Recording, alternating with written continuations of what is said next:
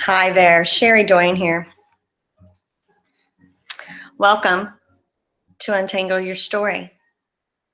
Untangle Your Story is designed to be a mastermind of sorts coming together around personal and spiritual growth. I think we can all relate, any of us that have had childhood trauma, adult trauma, any of that we get, super tangled up in the story. And that's where struggle comes from, right? Struggle comes from trying to make sure that everyone in the picture has the same story, right? We struggle to make them understand how we feel, understand what we're saying, understand how we're showing up. And in reality, it is your story. And so we've been spending a few weeks talking about emotion. And today we're going to look at a mindfulness approach to dealing with emotion. Now, if we look back on, say, our childhood, and we think, all right, emotion, what if emotion was intended to be an alert that says, oh, hey, in the sea of information, right, that is playing out before us, you might want to pay attention over here. In its purest form, that's where we are, right? It's like, hey, look over here. There's a disturbance. Or, hey, look over here, something cool's happening, right? Instead of, especially us in the West, how we feel like, oh, our feelings are who we are, right? Our feelings are where we live. And our feelings aren't true. Like, in reality, our feelings are not true. Right? There may be a kernel of truth that we have created an entire story around based on past experience, right? So the point becomes, or the piece as we move through this is letting the air out, so to speak. Like we're diffusing what we've trapped in a file somewhere, and we're letting the air out of it.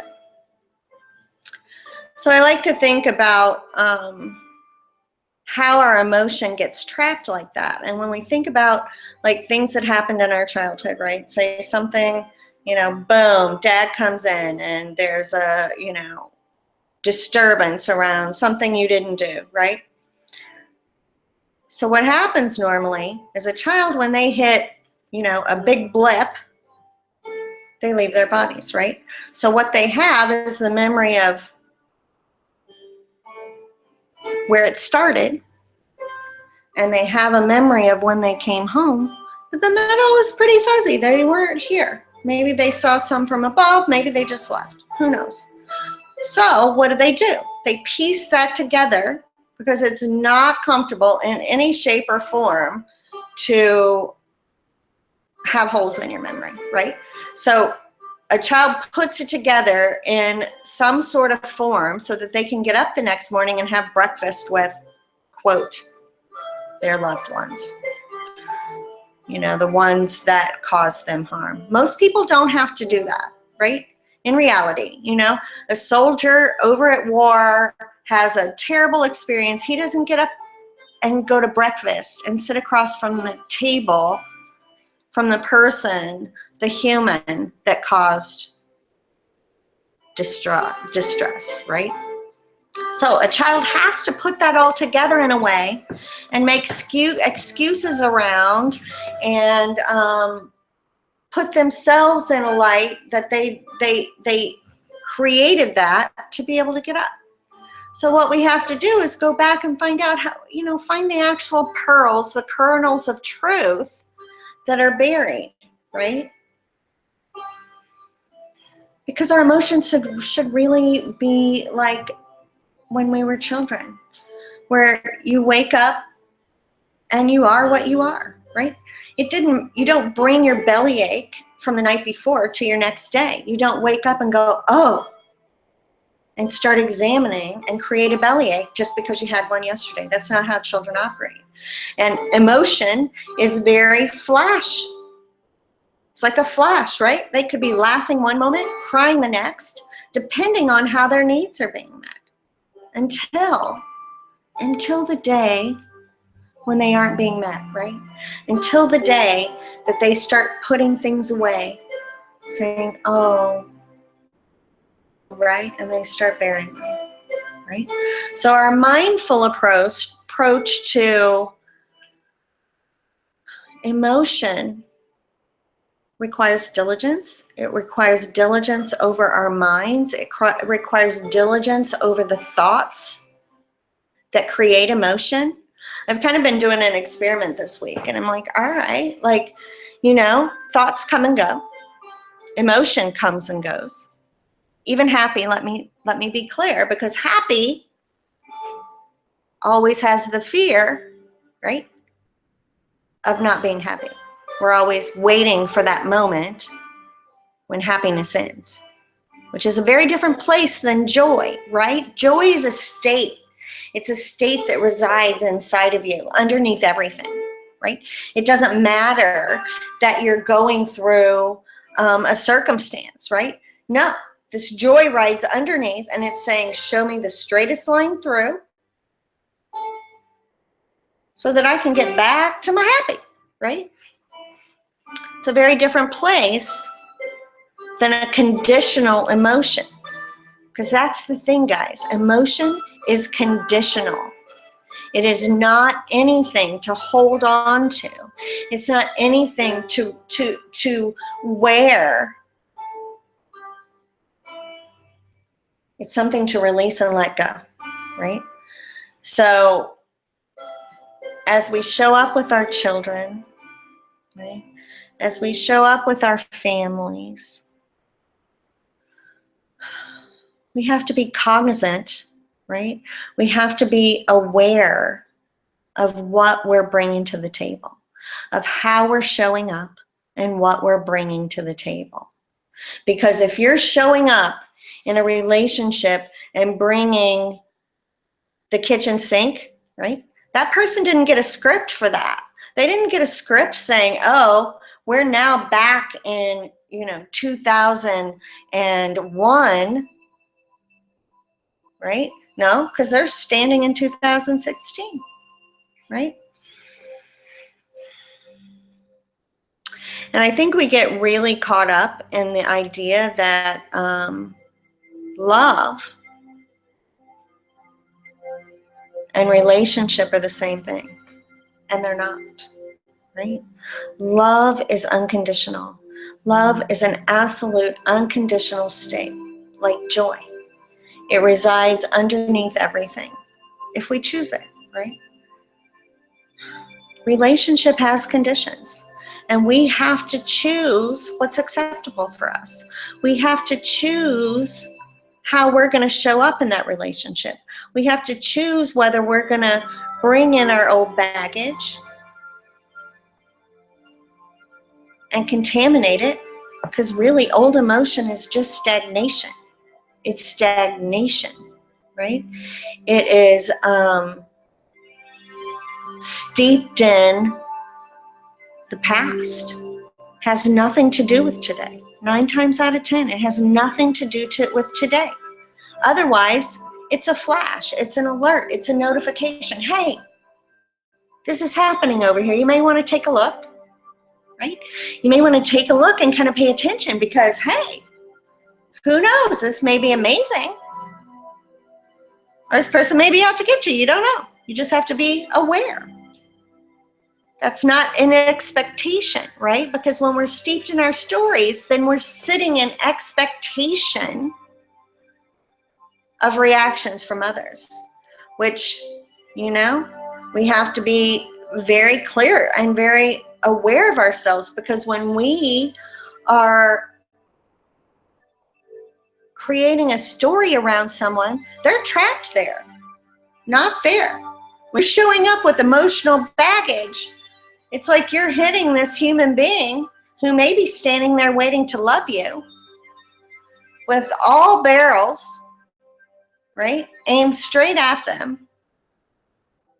And it really has nothing to do with them, right? It has nothing to do with them at all. And we call that love. That's not love. That is not love, right? That is narcissism. But that is not love. Because anytime we are operating out of a space of fear, which emotion is fear in different levels, right? So we've got love, right? We've got love. And each choice we make in self-defense, each choice we make pointing our fingers at someone, each choice we make out of worry, right, is a step away from love. And it doesn't take too long before you're all the way over here, right? Right? It's just one choice feeds off of the other. So when we move into a place of living consciously, living mindfully, that means we take responsibility, right? We take responsibility for the way our choices are affecting those around us. That means you move out of the place with, well, that's just how I am. Well, you know what? That may not be beneficial to those you love. For you to just be, that's how I am, right? Not if it's causing harm to other human beings. Not acceptable, right? That's just not acceptable. And only you can change it, right? That's the only thing we have control on over in this whole world, in this whole sea of choices, is choices about ourselves and how we show up. Integrity, joy comes from our thoughts and our words and our actions being in alignment, right? No matter who's in the room, right? That means you are going to show up completely present where your thoughts, words, and actions are in alignment and in alignment with Source. You're connected and you're making choices for the good of all involved in the situation. Because let me just share. If you're making choices around the good for all in the situation, that's not causing harm, right? That's never going to cause harm. That's the highest love you can offer someone. It's the highest love, right? It's the highest prayer you can offer for someone, is that they are given what they need to reach their highest and best today. So I'd like to take you into a meditation. Now I'm using that word a little bit loosely because I like to take you into the state acquired through meditation. But I like for that space to be utilized to create change in your life. Because here's the thing, guys, as long as you can have as many ideas as you want. You can, have your religion, you can have your spirituality, you can have all these lofty thoughts, but if they aren't coming down to this planet and anchoring and creating some change and action in your life, what's the purpose? It's just words. It's just thoughts. And it's not real, right? So we're going to use this state acquired in meditation for discovery. All right? So if you can find yourself a comfy spot, a place you can hold for a few minutes. And I'd like for you to become alert to your breathing. We're going to breathe to the count of 8, into the count of 4, out to the count of 4, into the count of 4, out to the count of 4. I like to fall into that frequency of music, of vibration.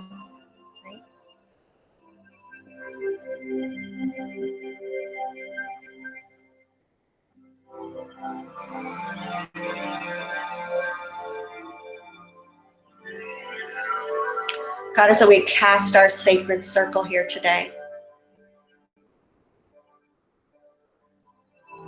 collectively and individually, we hold our highest and best high at its center. We ask that all energies, entities, spirits, or people, anyone that's here to distract, has an agenda of their own, we ask that they remove themselves from our circle at this time.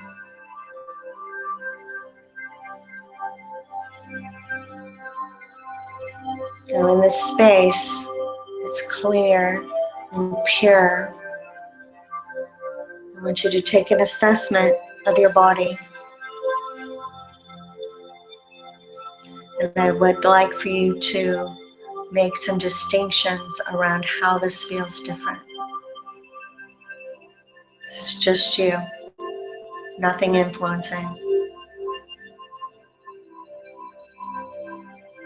We make distinctions around where we feel tension, where we feel blockage, any pain. And then we let that go.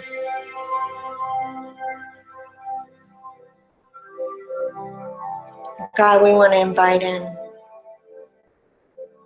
any energies, entities, spirits, people, the masters, the angels, any and all that are here to guide, support, and uplift us on our journey today. We ask that they join us inside of this circle.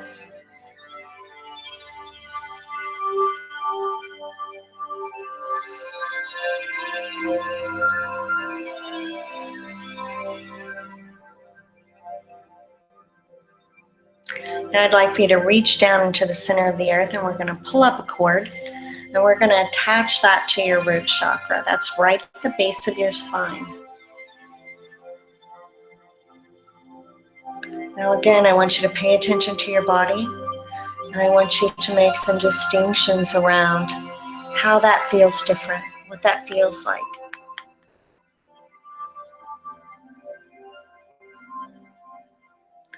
The vitality and the active life force that's running through your body right now. Lighting your Agni fire. Right? Feel your energy building and growing.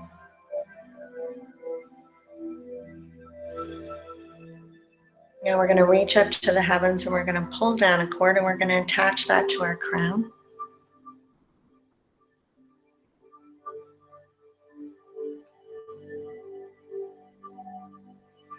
Now we're going to make some distinctions around how that feels different. How does that divine energy feel different than the earth energy? How do they complement one another?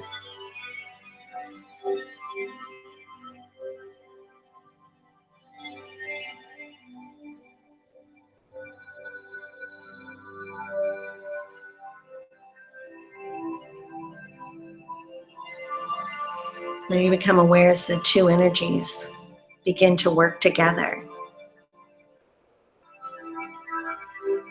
And in this melding, they morph into one.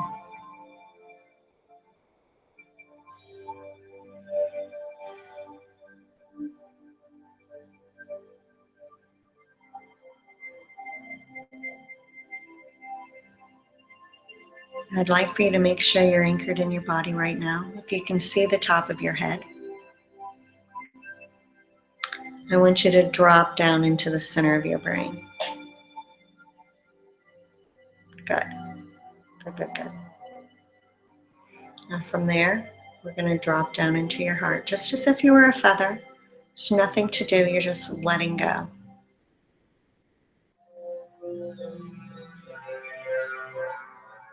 Good. Now we're going to gather that energy, the combined energy of heaven and earth, right? And we're going to allow that to rise up and rest on the crown of your head.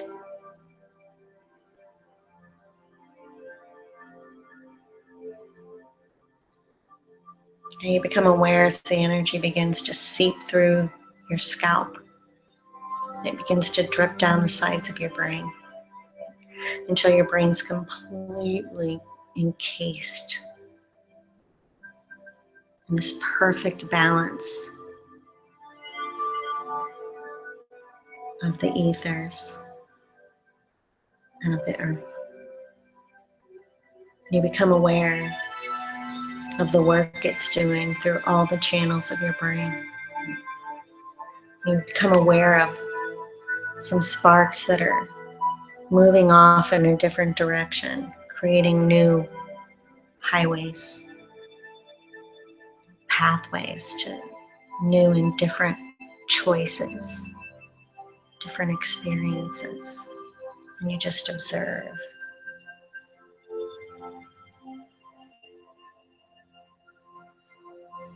You become aware. Some of those old ones are being shut down. Right? You can see the lights going off.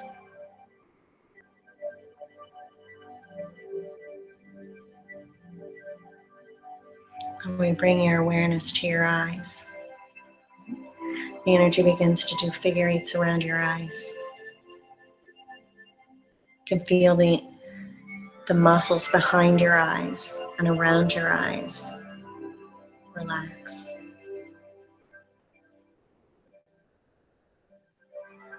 You can feel with that relaxation, the whirling in your brain just slows down.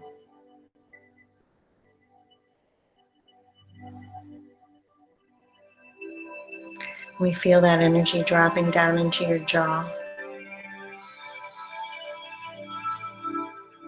We feel all the stress held there, all the worry just released. We feel the energy moving across your jaw. It's beginning to circulate around your mouth. All the muscles in your face feel very, very relaxed, very peaceful, very calm. As the energy drops down into your throat. And feel all the muscles in your neck, all the muscles in your throat just instantly relax.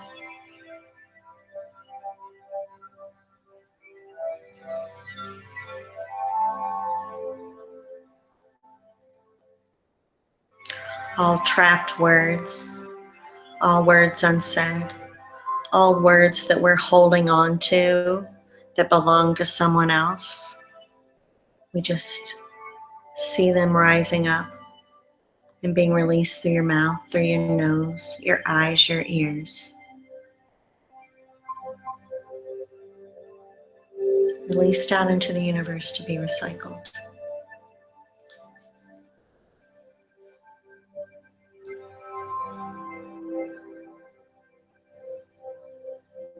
And we feel that energy dropping down into your chest.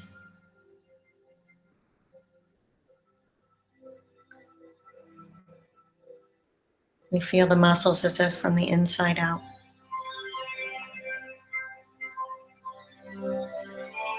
Instantly relaxing.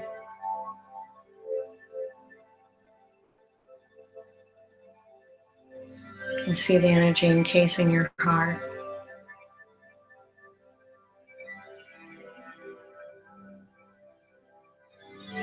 Unearthing all that's no longer useful for you at this time. Anything that's keeping you stuck or stagnant is pushed to the surface.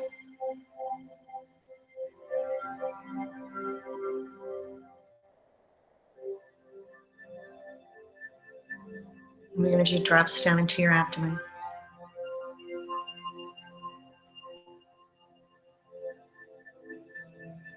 All the muscles in your lower back and your stomach relax. You feel very peaceful, very calm. Just right here in your body, right here, right now. So we feel the energy dropping down into our pelvis.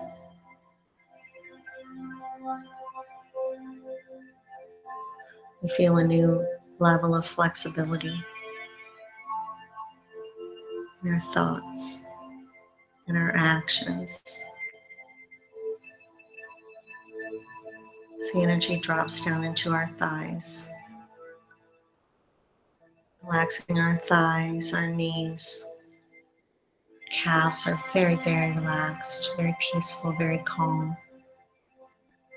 So the energy drops down into your ankles, tops and bottoms of your feet, and all that's been holding you back is released out into the universe to be recycled.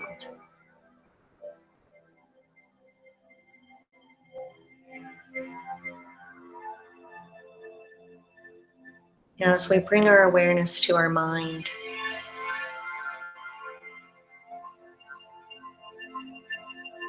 you feel all worry about these thoughts just drop away as we begin to step back into that space of the observer.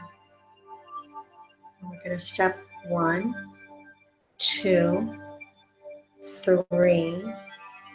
You feel all emotional attachment to these thoughts fall away as you step back into 4. You feel the space to observe. You feel the space to interact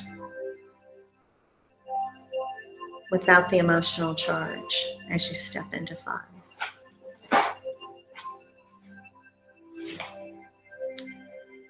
So up out in front of you on a screen, you begin to see your thoughts as if they're handwritten.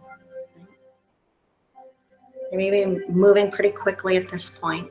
No concern. We just think to calm them down, to slow them down.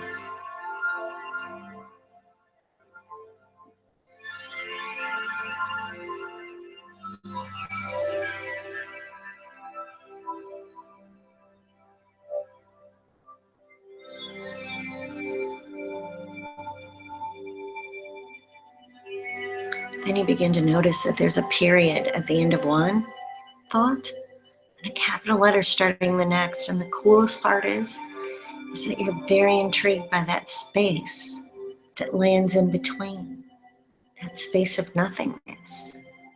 Nothing's there. So as if by your heart center, you're being pulled into that gap. And once you cross in, you enter peaceful stillness, absolute stillness. And you look around. You find that you're in this cave. All fear melts away because up ahead you see the light and it's coming down through the ceiling, making this wonderful array of shadows on the floor, right? Of the light play. So you're just drawn to it. You're not worried at all.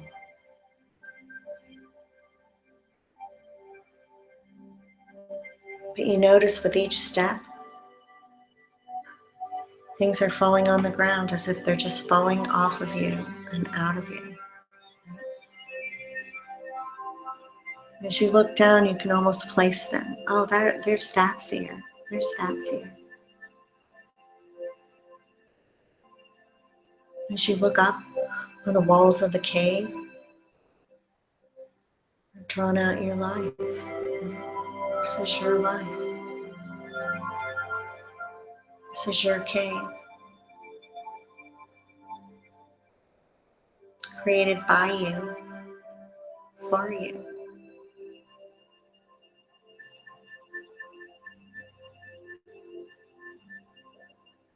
You know you can choose to walk into the light. You can choose to leave the cave behind. You can choose to leave your fears scattered on the ground.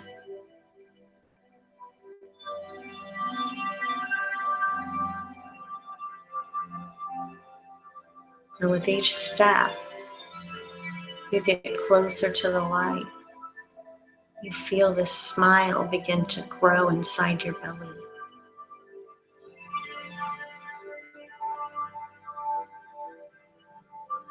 The smile is a state of joy.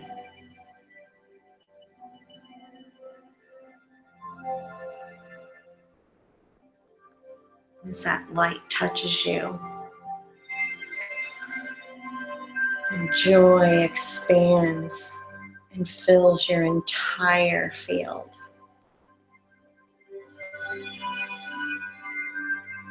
All fear,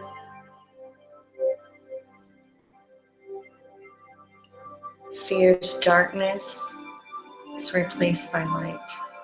And you watch this happen.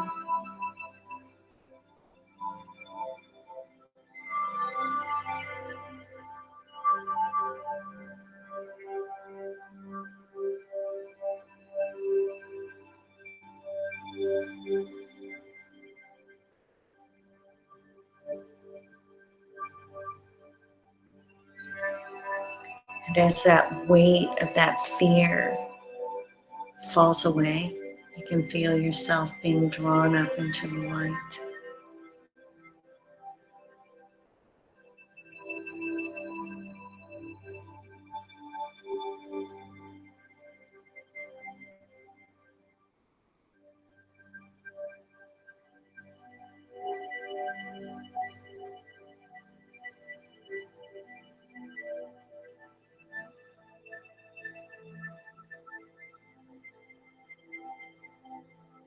And here we pose the question: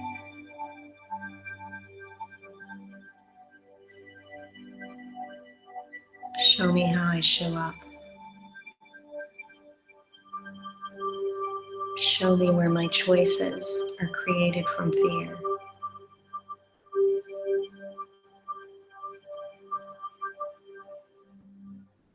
And show me what life would look like absent the absence of fear completely.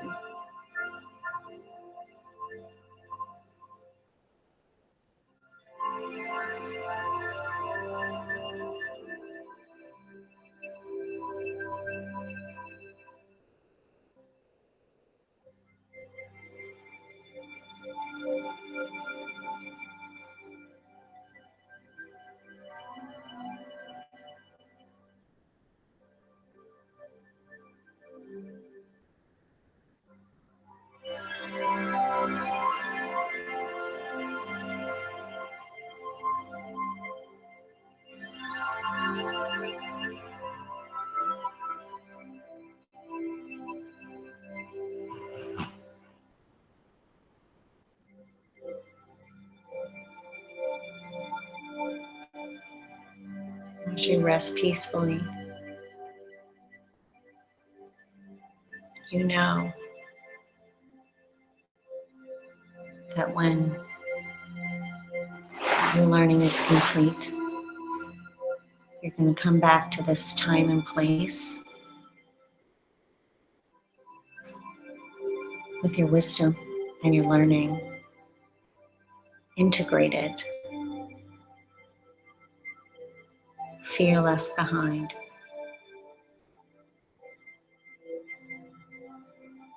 and aware of how you show up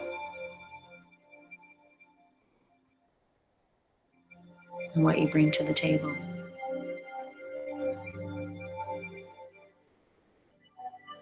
Have a great day. Cherie, Doyen, Mindfulness Coach.